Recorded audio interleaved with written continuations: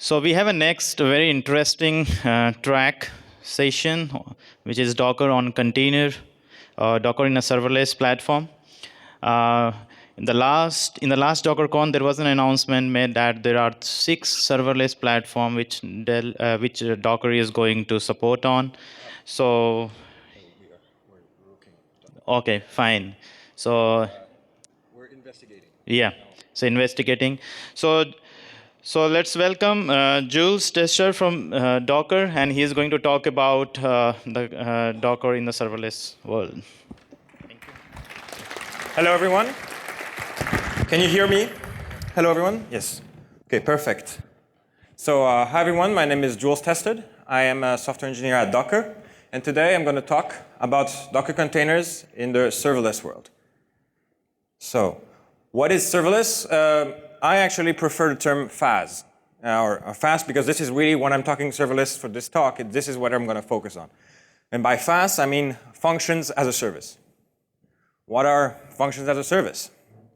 It is a programming model in which application is written as a set of functions with a very specific task run in ephemeral containers. Here is an example of such a function. As you can see here, this function has a very specific task. It's just about authenticating. This is a simple function to authenticate a user. What it does is that it receives an input that is a request of a byte array. That byte array is then marshaled into a data structure. For example, here a cloud event is used. This cloud event contains some data about a user credentials. This data is then authenticated with the authenticate function. And if the authenticate function succeeds, the result is a successful authentication. Otherwise, it is a failed authentication. Okay, simple enough, huh? Today, there are really, in the FaaS world, there are 2 options really to go into setting up a FaaS platform. On the one hand, there are public cloud FaaS, such as AWS Lambda, in which the public cloud manages the function lifecycle and execution of the function, of the code in the function. The functions are run in a pay-as-you-go model. The pricing is based on the actual amount of resources that you use. And if you don't use the function, you don't pay. So that is the whole public aspect. On the more recently, a number of installable and open source FaaS platforms have gone around, have been developed. These are installed on top of an orchestrator, such as Docker Swarm or Kubernetes. The function management and lifecycle is then handled by the orchestrator itself. These were more recently developed. Some of the first platform are really starting to appear around the year 2016, 2017. What are the big pros of serverless, or FaaS in this case? Well, the number one that people tilt right away, that is the most obvious, is the elimination of server maintenance, where developer time is spent on building actual value. That is, however, if you're talking about an installable framework, of course, the installable frameworks, maintenance is still on you since you install and deploy that framework on a cluster, but at least the maintenance goes to the ops team. It's no longer the developer responsible for it. Other pros are around automatic scaling, significant price drops, and we'll go into that a little more, and modernizing traditional applications. The last one is about taking legacy apps and trying to augment their functionality without changing them. And that's something that with a serverless you can achieve by keeping your original legacy app the same way it is, but then adding a serverless framework on the side and having a router in front, which will, for the existing feature, will route to the legacy app, but for the new features, they can be routed to these serverless frameworks. So that's a pretty neat use case for serverless. I'll give you some example of the price drops I was talking about. So here, libhive is a small application developed by a startup in which they have this relatively small app was responsible for some documentation and some REST API, some API serving.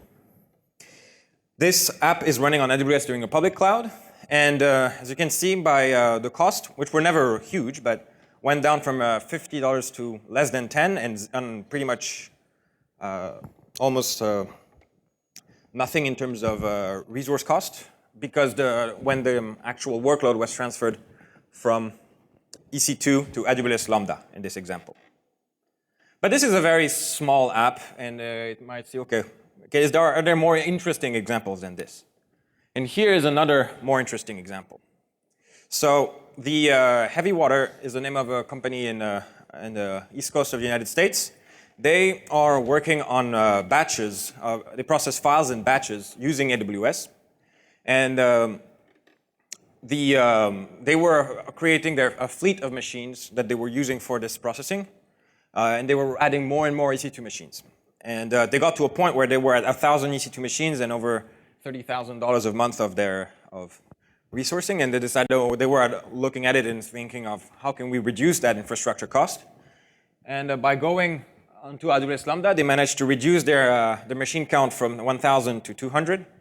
And they transferred all of their requests over to AWS Lambda. And so they're dealing with 39 millions of requests here. And their cost went from 30,000 to 3,700. So really, they can be really big cost savings using serverless. However, there are still cons. One is that it's still hard to observe what's going on in your serverless framework. It's that you need to use a large set of tools to understand what's going on, to understand not just the logs of your function, but also the underlying implementation. Okay, what went wrong? In a public cloud, you don't have that. The visibility is still hard to get. There are cold starts in which, when no resources are used to keep your serverless function alive, it means that when at the next invocation, the code that runs your function logic needs to be bootstrapped, needs to be run somewhere, and all of that logic takes time. It can take, for example, in AWS Lambda, at least 500 milliseconds for a cold start when you send an invocation for the first time, and it can take several seconds. Similar problems happen on installable FaaS platforms. You can go around that by pre-provisioning, but it is still an issue.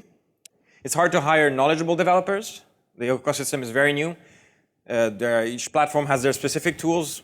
If you know how to build using AWS Lambda, there's a learning curve to get to Azure Functions on the public cloud. Another one to get to OpenFaas on the installable cloud, or FN, or Nuclio, or OpenWhisk. And so, although common tooling is emerging, the Kubernetes serverless working group, for example, is working on such standards, but these are not there yet, and so you have to kind of adapt to the various options. And finally, there's a heavy reliance on vendor ecosystems. So why would you go for public over installable? And how to choose between public or installable? There are some pretty clear advantages if you go to public over installable, for example, in which, well, it's free below the free tier for things like AWS Lambda. So if your application is small, typically your public cloud the free tier of the public cloud will mean that your infrastructure costs are very limited. No ops teams are required, and there's a much higher cloud integration. If you don't mind the locking, for example, AWS Lambda is integrated with CloudWatch events. However, why would you go for installable over public? Well, it can be much more performant if properly configured. You can configure these OpenFaas or Nuclio, all of these frameworks, in a way that they use exactly the runtime that you need to get the best performance. You can use pre-provision the amount that you want. You can control much better the elasticity of your functions in such a way that you can get that performance improvements. Functions are not limited the same way they are for an AWS Lambda. You can run them for as long as you want. You can configure that. And you can also have them as big as you like. And it can be also much cheaper on a larger scale. At least on a back of the envelope calculation suggests that. We haven't done large scale testing. And finally, obviously, it can run without the internet. So FaaS in 2018. Well, this resource from G2 Crowd, which is a content a research group, have looked at the popularity of the search term serverless, and this popularity has increased 4x over from 2017 to 2018, and it was another 4x between 2016 and 2017. Clearly, there is a upward trend, and it's exponential. So today, there is the serverless ecosystem is really growing, and you can see all of these different aspects of the platform. You have tools, you have security, you have different frameworks that run on top, and you have now a relatively large amount of platforms, both hosted and installable. But today we'll focus on installable platforms. And specifically which ones? Well, we're not going to have the time to do an overview of all of them, so we're going to pick a few to give you a little bit of a flavor. So OpenFaas, which is one of the first open installable platforms to emerge. Nuclio, a little later, and that came a little later, and you'll see that it's quite different in its design from OpenFaas. So, and finally, KNative, which is not a platform per se, but rather a set of building blocks to build serverless platforms on top.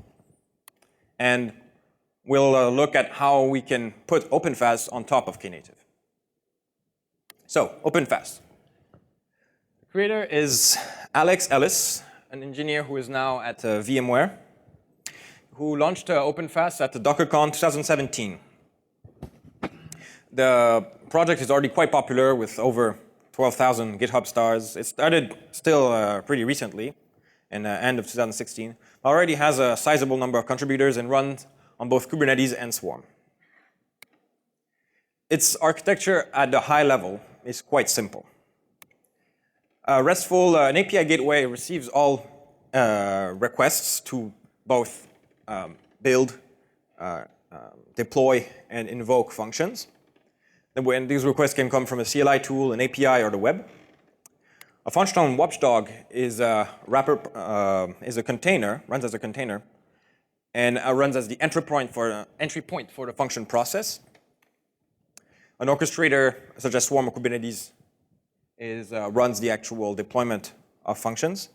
Finally, a metrics tool, such as Prometheus, is added as well. So let's go back to an example. Here's an example of an OpenFaas function, and you'll notice it's exactly the same one as we saw earlier. That was an OpenFaas example, but really it's not so much. OpenFaas is very flexible into what kind of functions you want to run on OpenFaas. So as you see, there's not much that is very specific OpenFaas code. I mean, there's no imports of any kind to any kind of libraries. There is no. It's just a very simple Go program. On the right, you have a little configuration file that comes with OpenFaas. If you are to go configure an OpenFaas deployment from using CLI tools, you could avoid using a configuration file if you go through the user interface.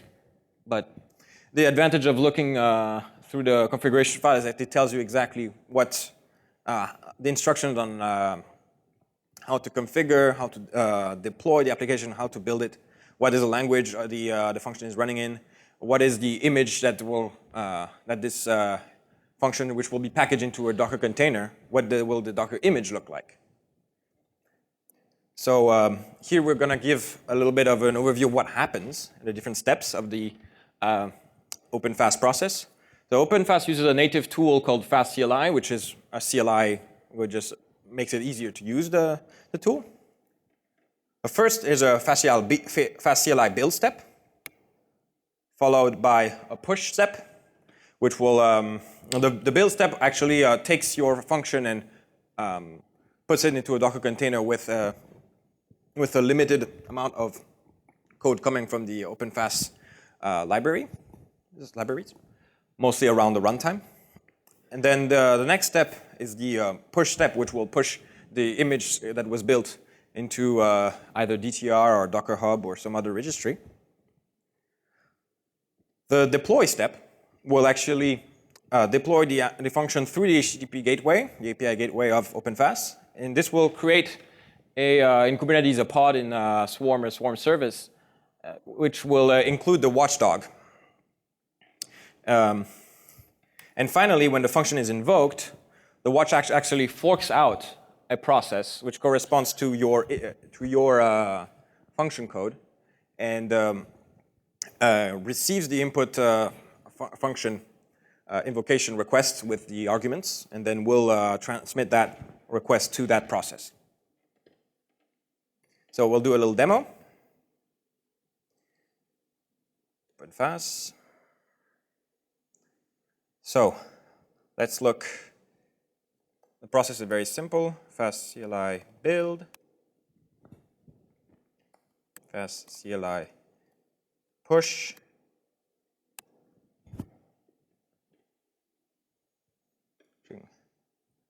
Let's hope the network now works.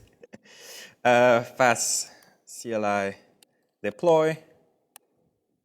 And finally, we can call the function two different different ways, but one of them is through an HTTP request.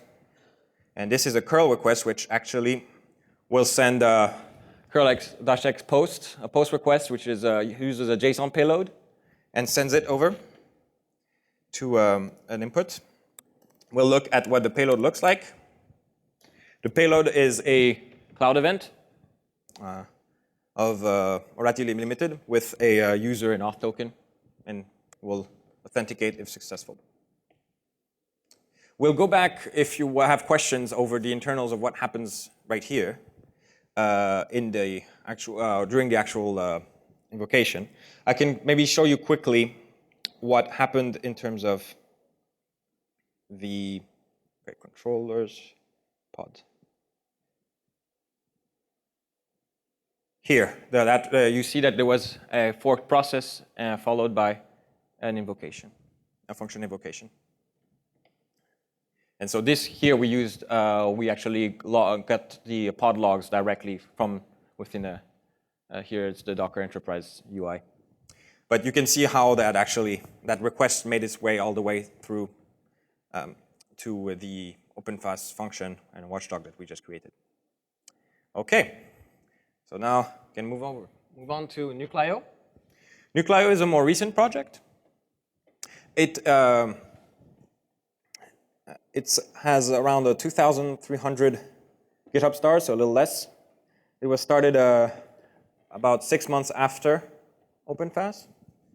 It has a smaller number of contributors, but all sponsored from a startup in Israel. And you'll see what's interesting about, because of their focus, they have made design choices that are somewhat different from OpenFaas. And we'll see that in the next slide. So Nuclio here, first the architecture slide that we have is a little more complex than the one from OpenFaas. Still, there is a common component called the function processor, which is also run as a Kubernetes pod. Nuclio only runs on Kubernetes. And but you'll notice that this processor has a lot of things in it. There is an set of event listeners, data bindings, platform APIs, config log monitoring, security. So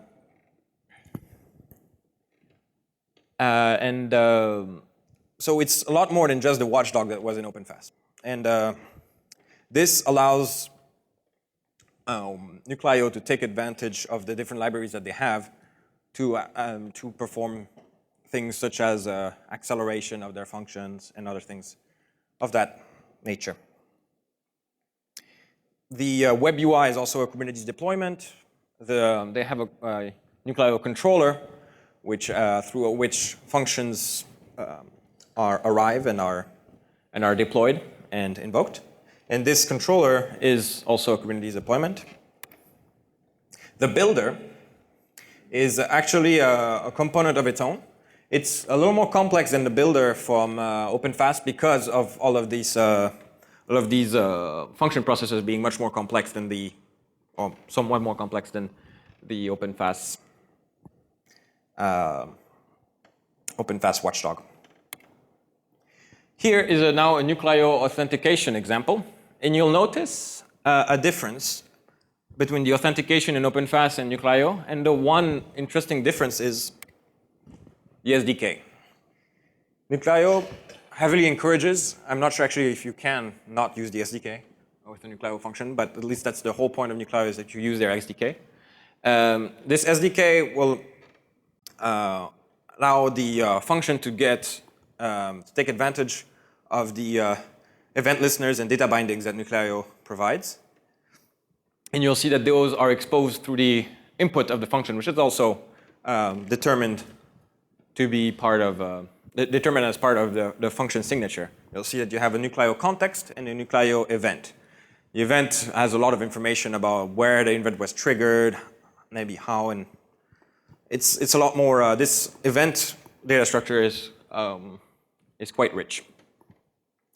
The cloud event here is again the same as before, and instead of having a request of bytes, those bytes are actually located in the event.getBody.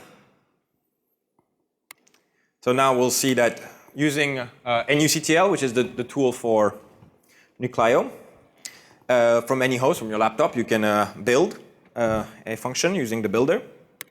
And finally, which will get you a processor image, again, a Docker image, followed by a Nuclio deploy, one to the controller, which was actually going to be used with a function CRD. A CRD is a Kubernetes custom resource definition. This CRDs can be constructed, and one of those CRDs that Nuclio built is what they call the function CRD. And that one contains information about the function, including simple auth, here includable just name of the function, namespace, but also runtime, handlers, number of replicas, min and max, which can go down to 0, and there's a huge list of different configurations that can be added, and all the full list is on the Nuclio website, but it's quite a complex function function configuration file. And you can go into really deep detail about what you want. We'll do a little Nuclio demo.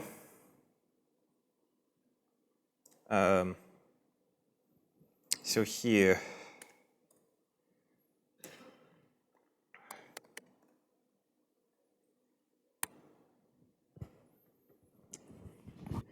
so this first, actually, the deploy can be run including the build step. So this will do both building and deploying. Again, I pray for the network. Come on, Docker version shouldn't take that long as a command.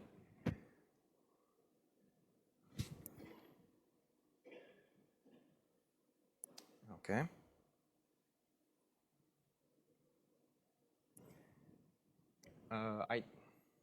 IT, please. Just I want to confirm something. Hello? Sorry. Oh.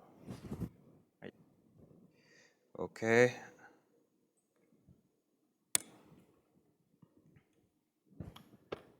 Well, shoot.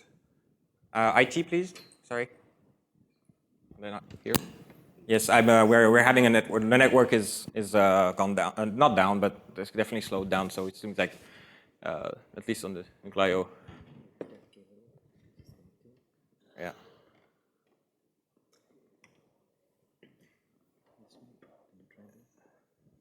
Oh, Ethernet. Does it go with this or? Yes. Do you have a dongle? Okay. Well, if the last time it worked. We tried it with another one of your other USB-C.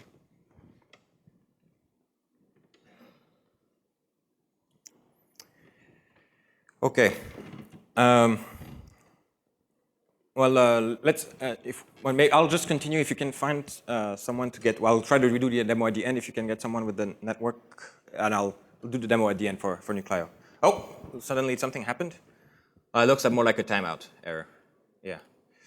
So it's definitely network. Okay.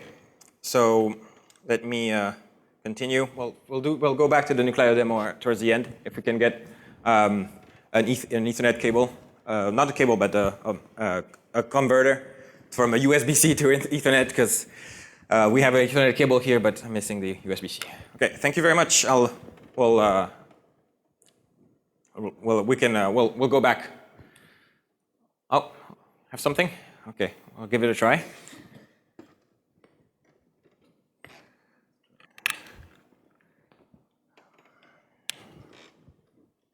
Okay.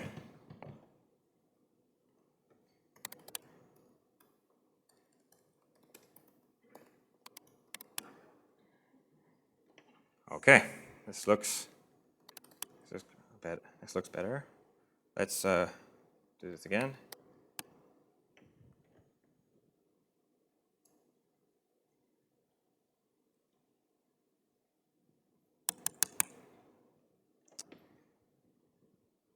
Okay, well, I'll move on to,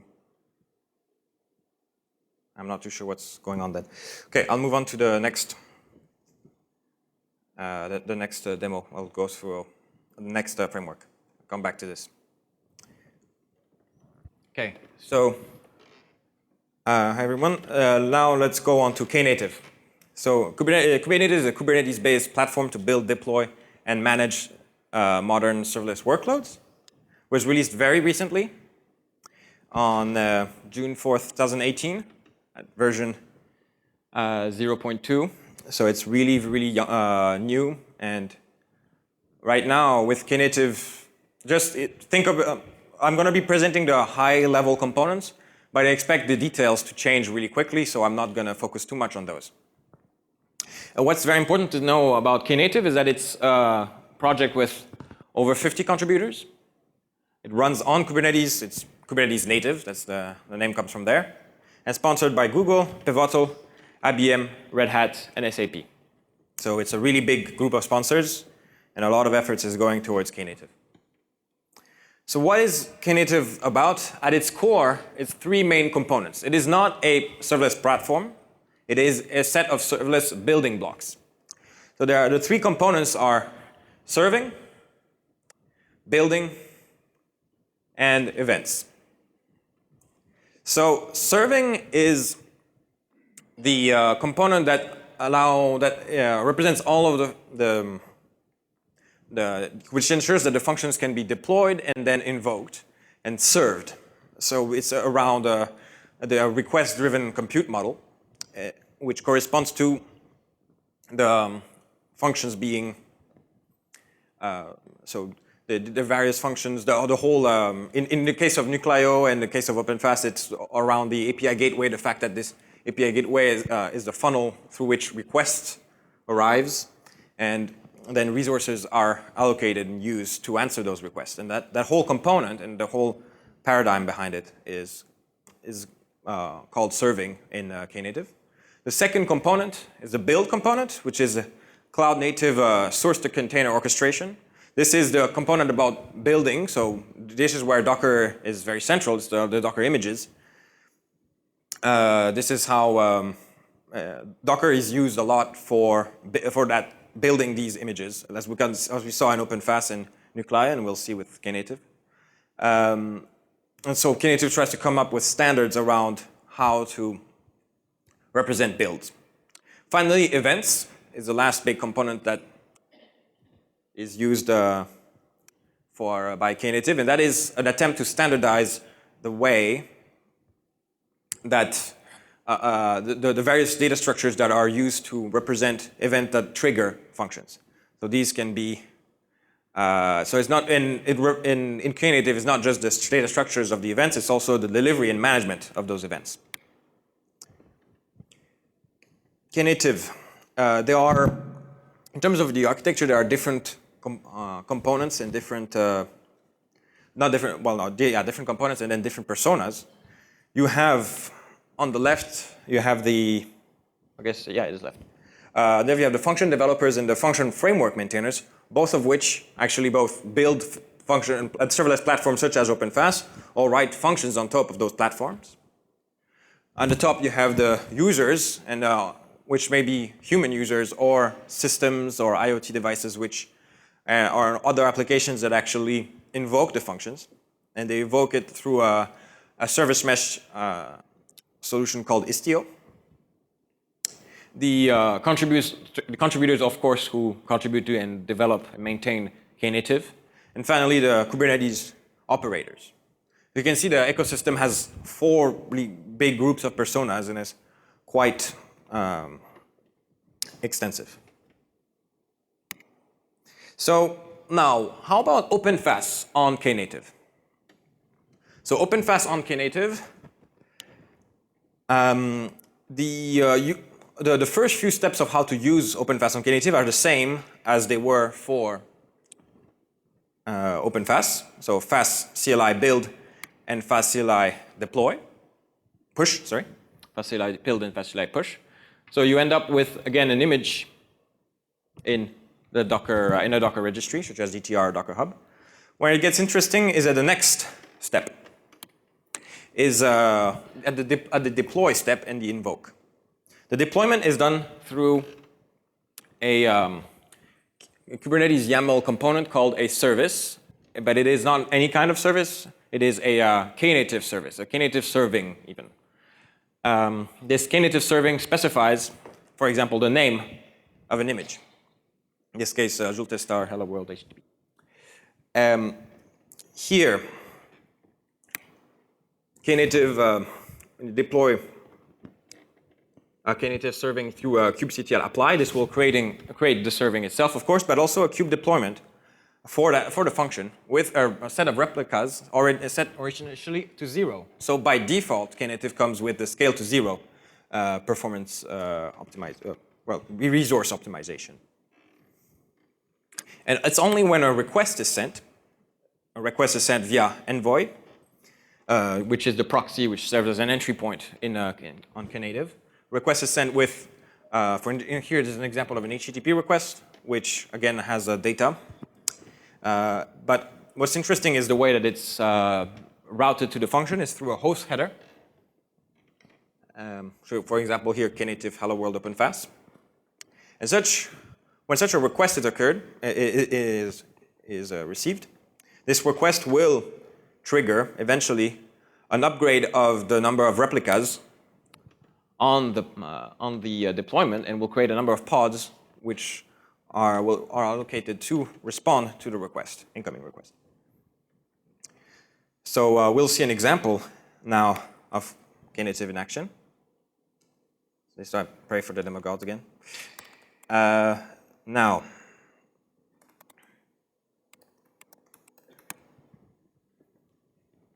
well, yeah, this is an example. Should have put a license there. Oh, wait. So, Kubernetes namespace. Well, I guess it's represent the way that you would do if you had a free trial. This is what you would get as well.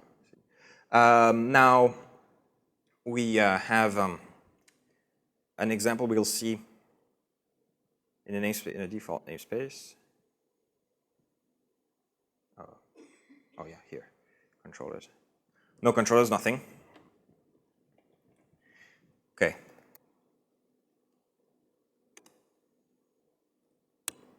Here we deploy, again, an authentication service using, we require the serving.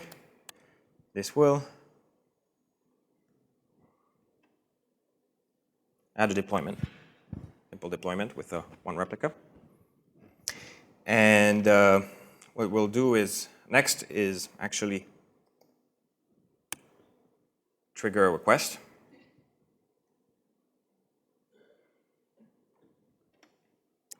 So, yeah, the request will actually start the deployment. If I start triggering enough requests, and I'll start having a scaling, another scaling of the various KNative applications.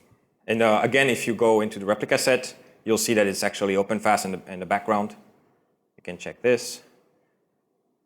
There's a number of other containers here. These are the SEO proxy and QProxy, which are components of KNative. User container here, which, no, that's the console. Logs. So our request now. Send again. Let's see if we have more requests. Okay. So this was OpenFaas on KNative. We can go. I'll take time at the end if you have questions more on the details around this demo. Now, new trends. These new trends is a little bit of some tools which have been very recently developed, which will likely influence the future of FaaS on our CloudFlare Isolates, AWS Firecracker, and Pulumi. I'm going to go into Pulumi. Had an actual demo at DockerCon a little earlier yesterday. We're going to go just very quickly to give an idea of how those can influence FaaS. So CloudFlare Isolates. CloudFlare Isolates comes from a simple observation that for a given runtime, such as Python or Node.js, the function running inside your runtime is only a small amount of resources, and a lot of the if it's a small function, and a lot of the common resources are actually consumed by the runtime. The idea behind CloudFlare Isolates is to provide within a process an isolation between different functions such that they can run together and share the same runtime. This presents both space optimizations and performance optimizations. By performance, I mean actual execution time. So the first performance, the first advantage is because the runtime is shared, the overhead of the runtime is much lower if taken, if divided among the functions that are being used. So in this case, if you have 10 or 20 different functions running under the same Node.js runtime, the actual overhead using CloudFlare Isolates is only 3 megabytes. And sorry, the other point on CloudFlare Isolates is around the fact that because it's all in the same process, there's no need for operating system level context switching, which can actually cause several. It can cost a significant overhead and latency in execution. So this, in terms of execution time, the absence of context switching will provide improvements. We'll see how these CloudFlare Isolates look a pretty good target for FaaS, especially installable FaaS, in where in order to reduce the resource consumption for a given function execution, that function execution could be all spread within a container, within a process, onto these different functions. Another interesting, on a completely different level, different use case, is AWS Firecracker. This is an open source project which actually powers AWS Lambda. It is designed for multi-tenant applications. While things like CloudFlare Isolates are probably not appropriate for multi-tenant applications, Firecracker provides that by actually providing micro virtual machines, which have the same security as VMs, hardware-based security, and are almost as fast to start than a container. So it's likely that in order to transform installable framework such as OpenFaas into true multi-tenant systems, something like AWS Firecracker could come in very handy. Finally, Pulumi, a totally different tool, but yet which may have an influence on the future of FaaS. This is a tool in which cloud native infrastructure is written as code on any cloud with real programming languages. So for example, on the left, thanks to this is a JavaScript snippet in which some pieces of code from the Pulumi libraries is picked directly from their AWS integration. You can, instead of having to deploy through a complex, through YAML files and other very declarative and hard to modify, hard to manage configuration files, the actual implementation and configuration can be written directly, embedded directly into code. So you can see how here CloudWatch events and SNS topics are used. And how could that And here's also another example on the right. So that was on the left. And on the right, you have an example with a serverless REST API example in which through the Pulumi Cloud API, an app is created very simply with a route that is created through a JavaScript line of code and a function implementation is specified within the application definition here, app.get, here for hello and hello world. So onto this. This is give you an idea. Maybe Pulumi could be used to actually bootstrap OpenFaas functions without even using things like the FaaS CLI tool. You could maybe just have a program that directly does deploys on top of, deploys even maybe Kubernetes, deploys OpenFaas, and then deploys functions on OpenFaas, all from within code through something like Pulumi. And now, this is my talk. The samples that were just shown, as well as instructions on Docker E for OpenFaas, Nuclio, and KNative. Development, we are still working on the production level instructions, are available on this link, and code samples as well. Thank you very much, and I'm ready to take questions, and can go back on some demos if you wish.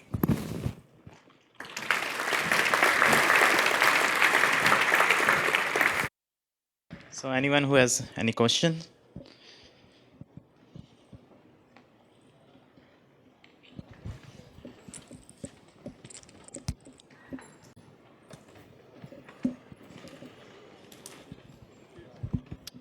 Hi, do you have any knowledge about the workflow frameworks that can orchestrate functions? So, Workflow frameworks? Yeah, to build processes on top of functions. Are you referencing AWS step functions or the FN workflows?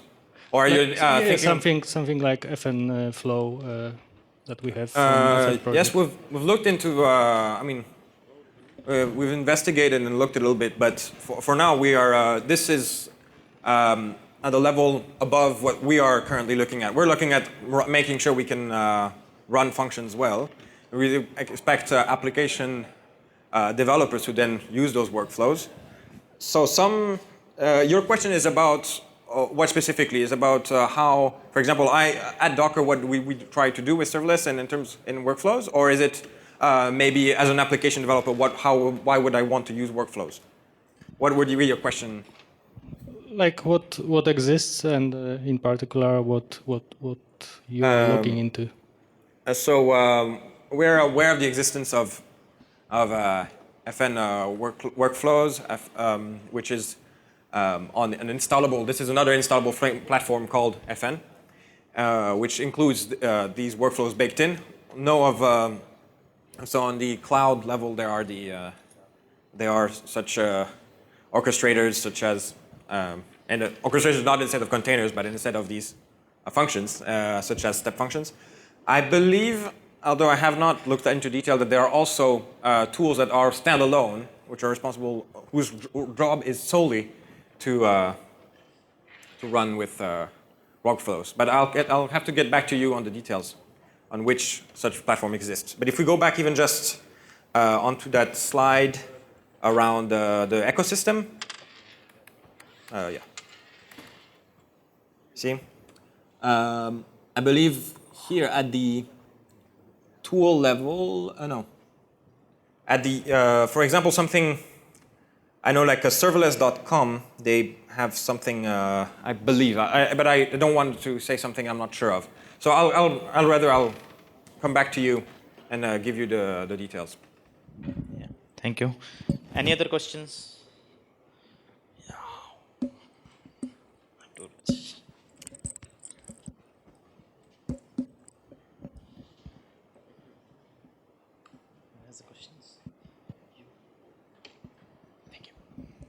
At the beginning of the presentation, you talk about the cold starts in Lambda or in cloud providers in hosted functions as a service. But stats? Cold starts. Cold starts, yes. Yeah. this was because of the scale to zero capabilities of the platform, right? So I mean, because there are OpenFaas also introduced these scale to zero capabilities in July this year, and KNative supported since the beginning. So these cold starts can also happen in installable. yes, they platforms. can. Oh, yes, they can, especially if you have resources that go down to 0. Yes. Okay. This is not something that's specific to cold starts. Exist both on installable and on public clouds. But on installable, because you have more control, you can, if you really cannot take for cold starts, you can pre-provision a certain number of pods for your functions and ensure that the required processing power is in place to avoid those. Okay, thank you.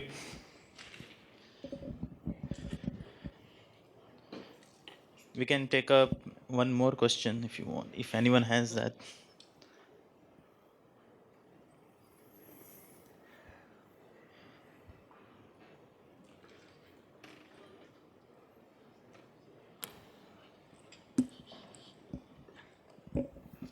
Okay. What do you think is missing today for the global adoption of serverless as a development process? Is it a question of tooling, maybe some development tools or something like that, or a question of adoption by organization, like the DevOps was at 3 or 4 years ago? I think so. I think there is multiple factors. One of them is ecosystems, because today it's the same way it was, with I don't know, for example, the Linux. At the beginning, Linux kind of took over. But at the beginning, there were a lot more operating systems, very all open source, but all the different, or in this case, even more Unix. Unix started, there were a lot more different types of operating systems, and people had to kind of, while the ecosystem was so big and there was no clear winner, it was hard to know how to focus efforts and to ensure that the adoption went along.